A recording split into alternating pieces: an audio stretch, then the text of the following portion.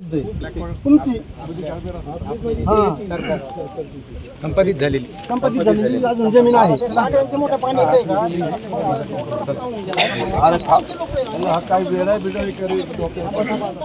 तिथं कुठं बसलेला असेल तिथं निघ आणि इथं ये आणि इथं सरपंचाला भेट आणि ते करून घे। त्याच्याकरता काही तातडीचं लागत असेल तर मी कलेक्टरांना सूचना देतो, परंतु त्याच्याकरता थांबू नका आता, कारण परत पाऊस पडणार आहे असं हवामान खाता म्हणते। त्यावेळेस आता आपण पुन्हा कशाला धोका घ्यायचा पत्करायचा, आणि हे पण आपल्याला करायचं। हा पुन्हा आपल्याला आतनं पण पाणी आता काहीच दिसत नाही, एक टिपका वाहत नाही, तर ते पुन्हा नीट करू आणि सांडावर नीट करून दे मला असेल तर ते जलसंधारणकडे असतात, 650च्या पुढचे असले तर ते इरिगेशनकडे असतात। असं काय करतो?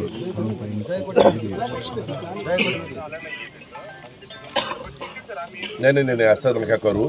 आता आम्ही बरेच जण लोकप्रतिनिधी अधिकारी इथं सगळे आहोत, तुम्ही ह्या गावामध्ये या, इथं सरपंच पण आहेत, तिथं ते बघा कुठला साठवण तलाव आणि त्याला तातडीनं काही, कारण आता जरा उघडीप आहे, पुन्हा असा अंदाज आहे 26, 27, 28, 29, 30 पुन्हा अतिवृष्टी होण्याची शक्यता आहे। त्याच्या आधीमध्ये दुरुस्ती करून घ्या, कारण इथं पण गावकरी म्हणत होते की आम्ही सांगत होतो पण इथं दुर्लक्ष केलं, त्याची किंमत माझ्या गावकऱ्यांनाही मोजावी लागली आणि बाकीच्याही लोकांच्या विहिरी सगळ्या त्याचं गाळाने भरून गेल्या।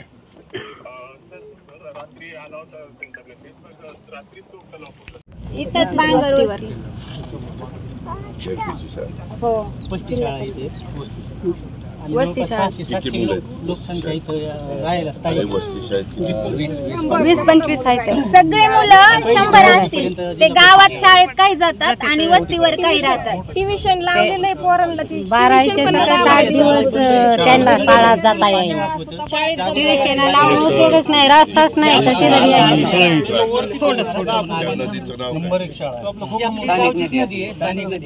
तिचं नाव काय? उतावळी नदी आहे का वडा आहे? मोठं लांबचं पात्र नाही, ते 2-3 किलोमीटर पासूनच पाणी येते, तिला असं मोठं नाव नाही। थोडे पाऊस आला गावची लोक वस्ती इथं या आगोई वाटासाठी 25 वर्ष काय होतंय प्रत्येक वेळेस तुम्ही देवासारखे आमच्यासाठी आला तर आम्ही आज रस्ता रोको या विषयासाठी ठेवलं होतं, त्याच्याशी आल्यामुळे आम्ही माघार घेतली। चव्हाण साहेब थोडं मागे आम्ही ती माघार घेतली ना, हे सगळं इकडे राहणार आहे। तुम्ही जे आता आला तुम्ही जे सांगितलं तेच विषय हे सांगायला लागले। आम्ही भरपूर दिवसापासून मागणी केली आहे ना, इतका बेकार आहे काय मला 800चे पाईप टाकले, एखाद्याला अटॅक आला दादा तर तिथपर्यंत पोहोचणं सुद्धा नाही मुश्किल। तिथून इकडे जवळपास 500 मतदार आहेत, म्हातारे म्हणजे आम्हाला चालताच येत नाही, 2 दिवस बंद राहते वेठा पुन्हा पुढे मांडायचे असा सुद्धा प्रश्न होता, पण तुम्ही देवासारखे आला, आमच्या एवढा रस्त्याचा प्रश्न तुम्ही मार्गी लावा। कायम स्वरूपी गाव इथं अर्ध गावही वाटत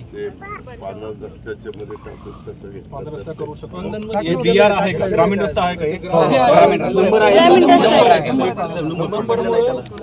आम्ही आज या विषयासाठी रस्ता रोको ठेवला होता, पण दादा आले पण आम्हाला त्याची गरज पडली नाही। आमचा प्रश्न मार्गी लागणार आहे, आम्हाला विश्वास वाटला।